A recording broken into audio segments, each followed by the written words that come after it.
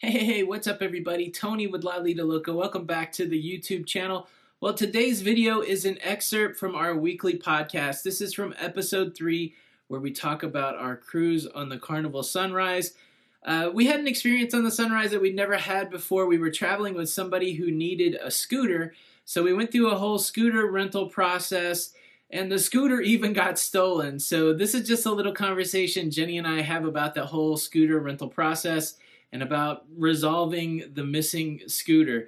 So it's a weekly podcast. It comes both in audio and video form. You can get it in audio form on all the podcasting sites, the major ones like iTunes and Google Play and Stitcher. And then it's got its own dedicated channel. If you want to watch the full 1-hour video, go through all the conversation, watch Jenny and I talk about it on video, there is a channel, the Lido Loca Podcast channel. I'll leave a link to both of those in the description. But without much further ado, here's the scooter story.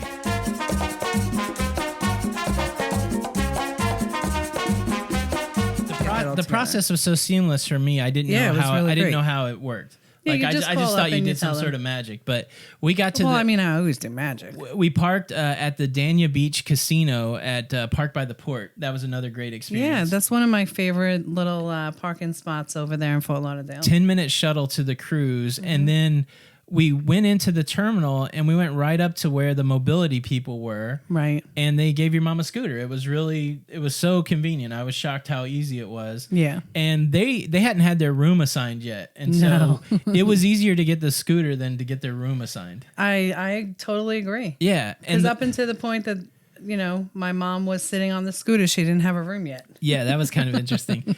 And so we took the scooter. They gave it to her outside the terminal, and then you drive it on. Right. And the interesting thing is you don't leave the scooter on board. You take it off at the end of the cruise. And so if you're out there and you're thinking that you might need a scooter, what was that name? It's called Scoot Around. Scoot Around. It was so easy. I would highly recommend it. Absolutely. But it was an interesting week for us because it's the first time we'd ever traveled where somebody had a scooter, and it really opened my eyes to, some of the challenges that you have. Like, I'm convinced, I always thought that mobility issues, people that had mobility challenges on a cruise, I thought they would be more challenged by the actual physical cruise ship. Right. But I really feel like people are the biggest challenge when you have mobility issues. Yeah, it was kind of sad, right? Like some people, you just got to get out of the way, especially you don't know what kind of driver they are on that scooter. That's very true. Yeah, and I mean, it's a give and take. Obviously, people are there to enjoy their vacation, but managing a crowd in a scooter, that was pretty interesting. Yeah, sometimes it was a little difficult, right? And then they also magically disappear. Yeah, that's an interesting story that we should go ahead and talk about. Okay, here's my one beef with the Scoot Around. When we picked up the scooter, they told Frankie Poo very specifically, take the key out of the scooter whenever you're not using the scooter. That is correct. And Frank took the key out of the scooter every time. Every time. So the implication there is that, that key is important and that it could be unique. Right. It's not unique. It is not unique. Uniquey sneaky. One morning at breakfast, we were in the Lido buffet, and you know how busy the Lido buffet is, right? And the chairs are very close together. So we parked the scooter outside the Lido buffet by the elevator banks. Right. And then when we came out about, maybe a half hour later, the scooter was gone. It was missing. Dun, dun, dun. And that kind of began a whole odyssey. I can't remember what day that was, but it was a crazy day. Poor Frankie had to go back and forth. I think we were in Nassau that day because you remember. That's right. To customer service. And as soon as Frankie got to customer service, they told him, yes, somebody reported that they accidentally took their scooter. So apparently, now there were no other scooters in the elevator bank, but all the keys for the scooters work for all the scooters. They're universal. That is true. And so somebody in their confusion accidentally walked up and put their key in the scooter and thought it was their scooter, but there was no other scooters anywhere. So I think that's what really just confuses me a lot is that, listen, I can understand. So they parked it. There's like this silver thing that holds up the boat diagram.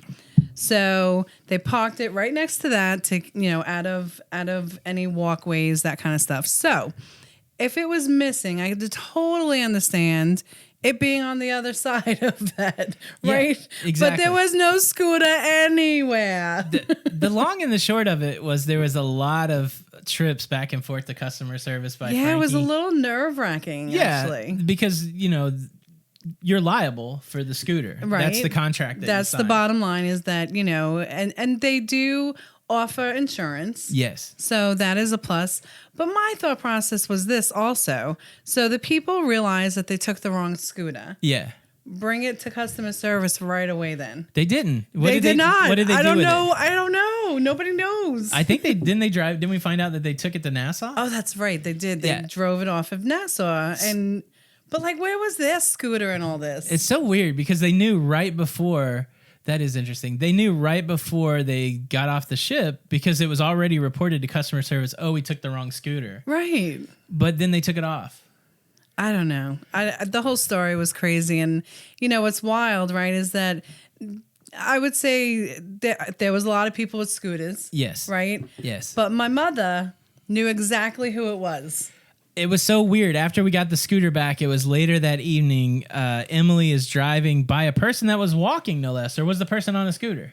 The husband was on the scooter. Okay, so she drives by somebody that's on another scooter, and she gives them the look, and she's like, she gives them the stink eye. Did you happen to? She didn't stink eye him, but she's like, did you happen to accidentally get my scooter?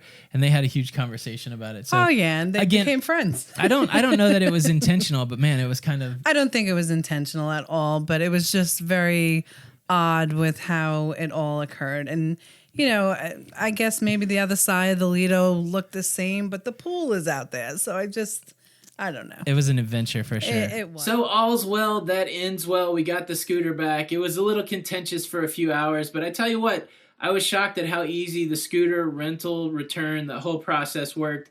And it was interesting kind of learning what it was like to cruise on a cruise ship with a scooter. It brought up a lot of questions. And, of course, I've already made a video about how sometimes people don't make room for the scooter. I'll leave a link to that in the description and above. Thanks so much for stopping by. Make sure you check out the podcast. Thanks for being here on the main channel. Hit that like button if you enjoyed the video. And don't forget to subscribe. This is Tony with Lido Loca. And until the next time, we'll see you on the Lido. Bye.